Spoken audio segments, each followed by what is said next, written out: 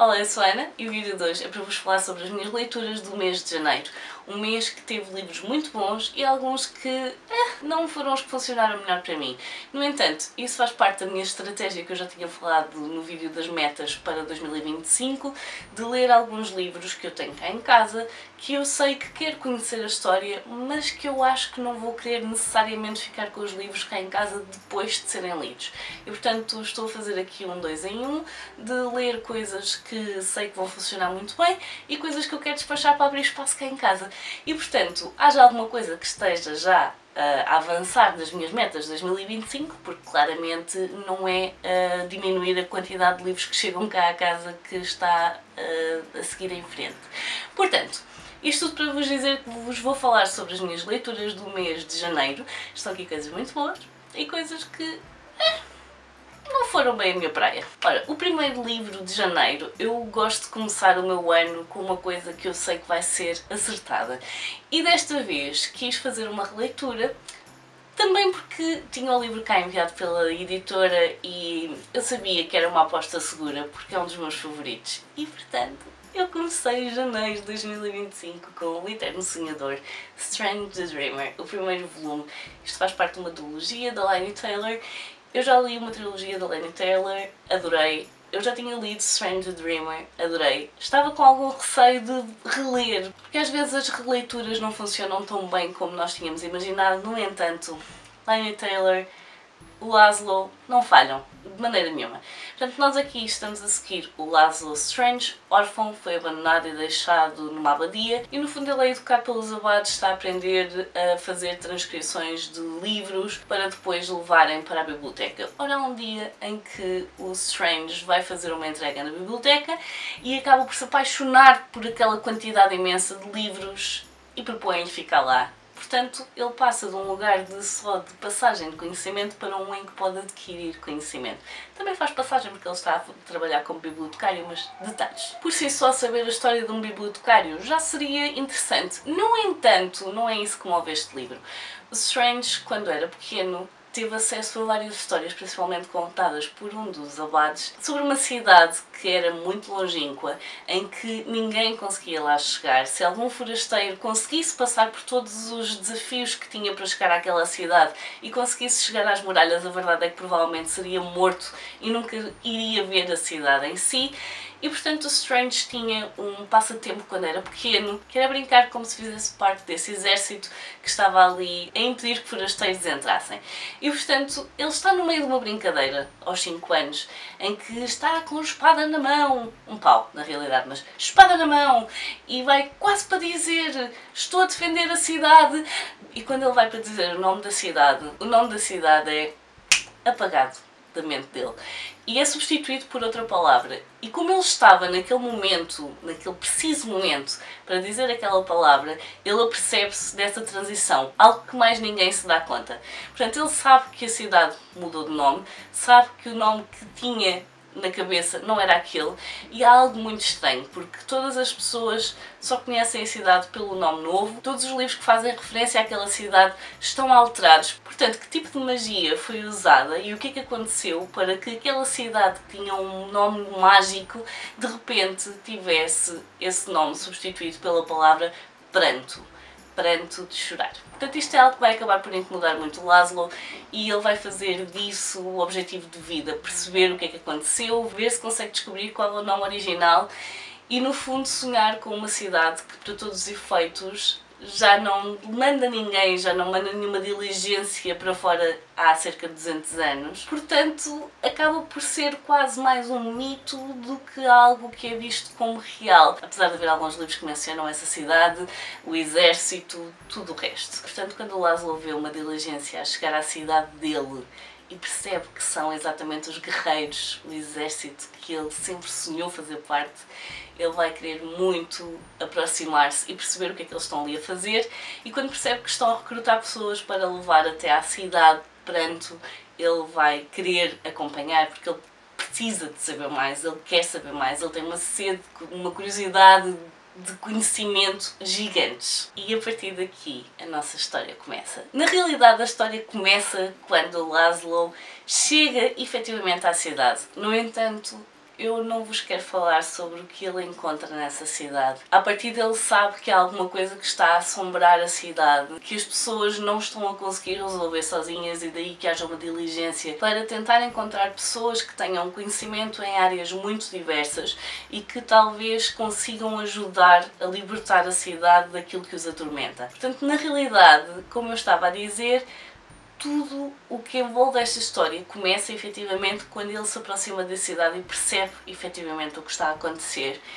Só que eu não vos vou dizer o que é, porque é aqui que a magia começa, é aqui que vão haver encontros entre personagens, é aqui que começa a haver choque de personalidades, é aqui que se vai começar a perceber que há mais do que aquilo que os olhos conseguem ver, que às vezes temos preconceitos com algumas coisas que não conhecemos, principalmente com as coisas que não conhecemos, e que às vezes os filhos são julgados pelos pecados dos pais.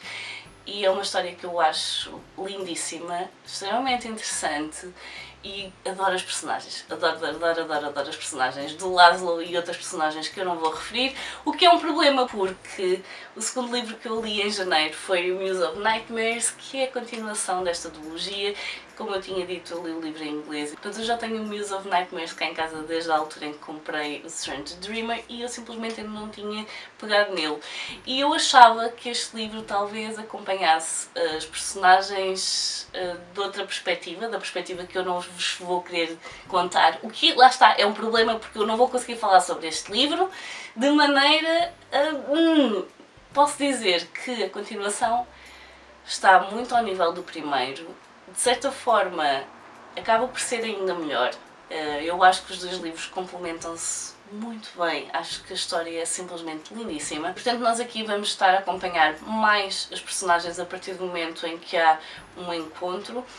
O primeiro livro começa no sítio onde termina e, portanto, nós sabemos à partida que há alguma coisa que aconteceu que não devia ter acontecido e é exatamente aí que começa este livro. E, portanto, nós vamos ver as personagens a tentarem perceber efetivamente o que são, porque é que existem, porque é que só existem aquelas pessoas e não existem outras, o que é que foi feito delas, porque durante 200 anos aquela cidade ter sido assombrada então por alguns seres. No fundo, como é que isso se pode resolver também com as pessoas da cidade? Portanto, vou tentar limpar aqui todo o preconceito que existe, tentar criar um futuro quando não houve um passado nem um presente que lhes foi arrancado por serem simplesmente filhos de quem eram. E é isto que eu vou dizer. Eu já me estou a esticar, eu sei, eu falei imenso sobre estes dois, aliás, sobre este, porque eu não posso falar muito sobre este, também foi por isso que eu me estiquei um bocadinho mais que o primeiro. Tenho só a dizer que é uma coleção lindíssima, que fala sobre o poder dos livros, o poder da imaginação, o acreditar nos impossíveis, o acreditar que o mundo pode ser um sítio melhor do que aquilo que é, acreditar que as pessoas têm a possibilidade e a capacidade de fazer escolhas melhores do que aquelas que são feitas até aí e acreditar que o preconceito pode ser combatido. E é isso, portanto, dois livros lindíssimos, espero que a Leia traduza a Muse of Nightmares, portanto a Musa dos Pesadelos, muito em breve, porque eu acho que quem leu este vai precisar muito da continuação em breve. Portanto, ainda bem que tinha aqui e fiz uma passagem rápida de um para o outro. Ainda bem que eu terminei esta história, é só lindíssima. Falando em continuar histórias, tenho aqui Foxglove, da Adelaine Grace, que é a continuação do Belladonna, que eu amei o ano passado. Aliás, ele está nos meus favoritos de 2024. E, portanto, vendo que ia sair o Wisteria, que eu sinceramente não sei como se diz o nome das glicínias em inglês, mas o Wisteria, o que é que seja, sabendo que ia sair o terceiro, eu achei que estava mais que na hora de pegar no segundo. Já devia ter sido o ano passado, mas o tempo foi passando e foi adiante, estava na hora. Portanto, Foxglove vai ser uma continuação direta de Belladonna. Belladonna termina ali com alguém a morrer no final do livro, alguém não necessariamente próximo às personagens, mas que causa aqui muito burburinho e mais do que isso vai fazer com que o pai da Blight, o tio da Cigna, seja acusado de homicídio. E portanto isso é o que vai mover as personagens neste volume. Nós temos aqui alguém que está a ser acusado de homicídio, elas não acreditam que possa ser verdade e portanto tanto a Cigna como a Blight vão estar a tentar investigar quem poderá ser a pessoa por trás desse homicídio para tentar limpar o nome do pai da Blight. E nós temos aqui então a morte, novamente, a morte que neste momento está um bocadinho impedida de comunicar com a Cigna. A Cigna está extremamente frustrada no livro inteiro porque tudo aquilo que ela tinha como garantido acaba por começar a ser retirado. E tendo em conta que ela passou a vida inteira na incerteza e a tentar perceber quem era e a ser aceito pela sociedade, finalmente perceber quem é e ser-lhe retirado deixa a Cigna extremamente frustrada e com muita razão. Portanto, nós temos aqui uma nova personagem a ser-nos apresentada, nós temos o Destino, e o Destino, além de querer separar a Cigna da morte por um motivo que vocês vão descobrir quando lerem o livro, também acha que na realidade a Cigna é para ele, ou deveria ser para ele, e vai começar aqui a tentar cortejá-la. É engraçado porque a maior parte das pessoas, quando fala deste livro, falam num triângulo amoroso e eu não vi esse triângulo. É muito interessante ver estas 4 personagens, porque no fundo neste livro nós estamos a acompanhar a morte, a Cigna, a Blight e o Destino. E este livro, apesar de funcionar como um livro de transição, é um livro que é muito bom. Nós estamos a ver mais da Blight, que no primeiro livro passou o tempo todo de cama porque ela estava muito doente e portanto não teve uma presença muito forte no primeiro livro, mas nós percebemos que ela está a ganhar importância na vida da Cigna e neste livro vamos ver aqui de que forma este novo pretendente da Cigna vai fazer tudo o que está ao alcance dele para estragar aquilo que no fundo ela conseguiu descobrir e ganhar no primeiro livro. É um livro que eu gostei imenso, gostei tanto da forma como as personagens se movimentam neste mundo, como se relacionam entre si, a forma como a amizade entre a Cigna e a Blight está cada vez mais forte, são laços que se estão a estreitar cada vez mais. No fundo, o que é que faz com que o Destino tenha algo contra a morte e o porquê dele achar que a Cigna tem mesmo de ser dele. E é isso, e nós temos aqui um livro que eu gostei imenso de ler, estou muito curiosa para ler o terceiro, porque no terceiro eu não sei se nós vamos ter este elemento de tentar perceber o que é que está a acontecer, porque no primeiro nós tínhamos alguém que teria morrido e a Cigna estava a tentar perceber de que forma. Tínhamos também a Blight que estava doente e a Cigna estava a tentar perceber se era algo que ela conseguia ajudar a resolver ou não. Neste segundo nós temos então o pai da Blight a ser acusado de homicídio e elas estão a tentar ilibar o nome dele. No terceiro eu não faço ideia se nós vamos ter essa componente de mistério. Eu diria que sim, mas sei que vamos estar a acompanhar mais a Blight. Daí eu dizer que este livro é um livro de transição, porque se o primeiro livro está focado na Cigna e na morte, este aqui acaba por ter as 4 personagens e o segundo livro vai acabar por focar mais na Blight. Eu acredito que a Cigna esteja praticamente só de passagem ou então alguma visita que faça à Blight. Eu gostei muito desta história, gosto imenso do humor da autora, acho que é um livro muito equilibrado, com vários estilos diferentes, com vários géneros diferentes, portanto nós temos romance histórico com fantasia, com algum policial ou thriller, suspense, o que quer que seja, está aqui tudo e eu gosto muito da maneira como a autora escreve, portanto definitivamente super ansiosa para passar por Wisteria. E na realidade estes foram os meus super inícios de janeiro. Os livros que eu tenho para mostrar a seguir são aqueles que não funcionaram assim tão bem. Ora, o primeiro é aqui de Banana Yashimoto, Lua de Mel. Na realidade, um livro que me tinha sido enviado pela Miss Margot, que também não tinha funcionado para ela, mas ela achou que podia funcionar melhor para mim. Não funcionou. Nós temos aqui 2 personagens que são vizinhas. Nós temos um rapaz e uma rapariga que se conhecem desde sempre e a relação deles vai ficando cada vez mais próxima, ao ponto em que o rapaz acaba por passar muito tempo em casa dela e da mãe, no fundo, e acaba quase por ser visto como alguém da casa. O que faz com que estas personagens acabem por ter uma relação muito próxima e que leva a que pensem em casar. Daí a questão da lua de mel, em que eles eventualmente vão fazer uma viagem onde ele vai tentar perceber também um bocadinho mais sobre a sua própria família. Isso acontece depois do avô morrer e isso também acontece depois dele ter de limpar a casa inteira, incluindo um quarto que a própria rapariga já tinha visto e que lhe dava assim uns arrepios pela espinha acima. O que é que acontece? Eu acho que nós temos aqui 2 personagens que estão constantemente no mesmo ponto. Não há uma grande evolução, principalmente da parte dele. Há aqui muitas coisas que deviam acontecer e não acontecem. Ainda por cima, podia ser só uma fatiazinha da vida daquelas duas personagens.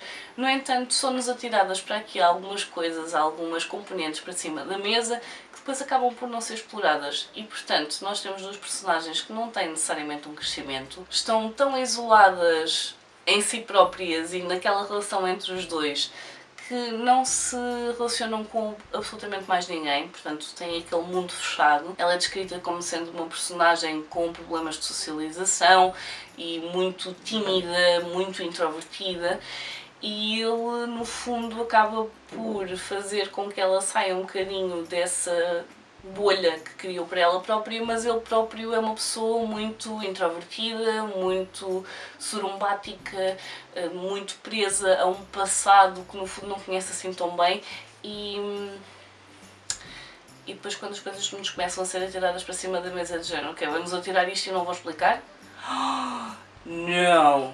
Portanto, não funcionou muito bem para mim, é um livro que vai procurar nova casa. O próximo livro foi Maria João Covas que me deu porque tinha em duplicado. Eu estava na dúvida se já tinha lido este livro, o original, não este, que esta é uma versão novela gráfica, vocês provavelmente já sabem o que é, portanto, O Alquimista de Paulo Coelho, a versão da novela gráfica. Eu estava na dúvida se já tinha lido O Alquimista ou se só tinha lido O Diário de um Mago, e acabei por passar este livro à frente de alguns porque eu sabia que ia ter uma visita que queria este livro e, portanto, eu pensei, antes de enviar, já que ele me foi oferecido, vou lê-lo. Entretanto, essa menina afinal já tem o livro, mas já está lido, e na realidade eu não tinha lido O Alquimista, eu não tinha lido esta história, só li O Diário de um Mago, e nós aqui estamos a acompanhar o Santiago, que tem um sonho que o vai levar a fazer um percurso de autoconhecimento e também uma viagem grande até às pirâmides do Egito, porque ele sonhou que havia um tesouro muito grande enterrado ao pé das pirâmides. E portanto, esta adaptação, o que é que me faz pensar? Para começar, eu efetivamente não sou o maior fã dos livros do Paulo Coelho. O Diário de um Mago é muito focado em religião, este aqui é muito focado em algumas questões mais relacionadas com autoajuda, de autoconhecimento, de descoberta, de não fiques no sítio onde és feliz porque estás a condicionar-te, porque no fundo a tua felicidade está no teu sonho, no teu propósito de vida. E ok, muito giro, mas não é bem o meu tipo de história e portanto este livro também vai procurar uma casa nova. A nível de ilustrações, eu gostei muito, não acho que o tipo de ilustração que é usado seja o mais adequado a uma adaptação de um livro do Paulo Coelho. Nós temos aqui um estilo muito de mangá e portanto não sei até que ponto encaixa com a história que nos está a ser contada. Mais do que isso, acho que os balões de texto não estão equilibrados. Há balões que têm muito texto e faz com que a letra apareça mais pequena. Às vezes é difícil de ler, pelo menos para mim foi um bocadinho difícil de ler. Portanto, acho que nesse aspecto, a nível de balões e a forma como o texto está exposto, acaba por ser, para mim, onde o livro falha um bocadinho. No entanto, para quem gosta de Paulo Coelho, eu acho que vai ser muito interessante ver esta adaptação, porque as personagens são muito expressivas, os desenhos são muito expressivos, portanto acho que é muito giro. Lá está, é um estilo que eu gosto, mas em mangá, não é? Não estava à espera de ver um autor brasileiro com o estilo de mangá, mas é basicamente o mesmo estilo que vocês encontram na capa, só que por dentro não está a cores. De resto, acaba por cair muito na autoajuda, uma história de autoajuda que eu não sou a maior fã, mas que existe muita gente que gosta, portanto, onde para mim este livro não funciona, para outras pessoas poderá funcionar. E chegamos ao último livro deste mês e na realidade aquele que me desorientou mais, porque eu estava à espera de gostar muito desta história e foi... portanto, eu não sei o que é que se passou neste. Lucinda, Lucinda, responde-me aí de cima, o que é que aconteceu com esta personagem? Ora bem, nós temos aqui a história da Ali da Plies, é a segunda irmã, eu já li o primeiro, gostei muito. Este aqui, nós começamos aqui com a Ali em competições de vela, a apaixonar-se e no fundo é no meio deste momento muito bom da vida dela que ela acaba por descobrir que o pai dela morreu. Volta para a ilha onde viveu, cresceu com as irmãs e portanto esta primeira parte, cada irmã vai ser vista da perspectiva de onde estava quando descobriu que o pai tinha morrido. Portanto temos aqui um bocadinho do antes, o que é que ela estava a fazer e como é que descobriu. Quando elas chegam à ilha, nós acabamos por ter aqui, no fundo, o momento em que as histórias acabam por se cruzar, que nós vamos ter aqui contacto entre as várias personagens. Portanto, nós vamos ver aqui algumas das coisas que já tínhamos tido acesso no livro anterior a sobreporem-se. Portanto, nós vamos ter aqui uma sobreposição de experiências. Nós vimos da perspectiva da outra irmã, agora estamos a ver desta. No fundo, cada livro destes pode ser lido de forma independente. Nós vamos ter sempre acesso ao que aquela irmã estava a fazer, o momento em que descobre, o regresso à ilha e depois o que decide fazer com as informações que o pai deixou para o caso de quererem descobrir mais sobre a sua família, sobre de onde vieram, história familiar, por aí fora, o porquê de terem sido adotadas. O que é que acontece aqui? Acontece que eu não gostei particularmente do par amoroso desta personagem. Portanto, já começou que eu andei a revirar os olhos cada vez que ele fazia alguma coisa que eu só pensava não, não, não. Mas pronto, para ela aparentemente funciona muito bem, portanto está tudo bem, porque não é comigo que ele tem de ficar, obviamente, graças a Deus. No entanto, não foi aí necessariamente que o livro falhou para mim. Nós vamos até ao final do século XIX para conhecer a história da família da Ali. Nós vamos até à Noruega e vamos estar a acompanhar os antepassados desta personagem. E é aí que a coisa falha um bocadinho para mim. A temática tinha tudo para funcionar. Eu acho que a história é muito bonita. Acho que é daquelas histórias que no fundo pode ter acontecido a tanta gente. No entanto, a autora falhou numa coisa e essa uma coisa acabou por nos estragar tudo. Ora, a autora pega em personagens históricas verídicas e acaba por fazer com que os personagens que ela criou se cruzem com essas pessoas e que acabem por ter um impacto, ou vamos ver uma parte da história, e que acabou por ter impacto na história pessoal destas personagens e a forma como se relacionam e o que no fundo acaba por levar a que mais à frente seja uma família que tenha alguns problemas, por exemplo, o que possa ter levado então à adoção daquela rapariga. No entanto, a autora neste acabou por usar um nome de uma personagem histórica verídica para uma personagem que ela criou.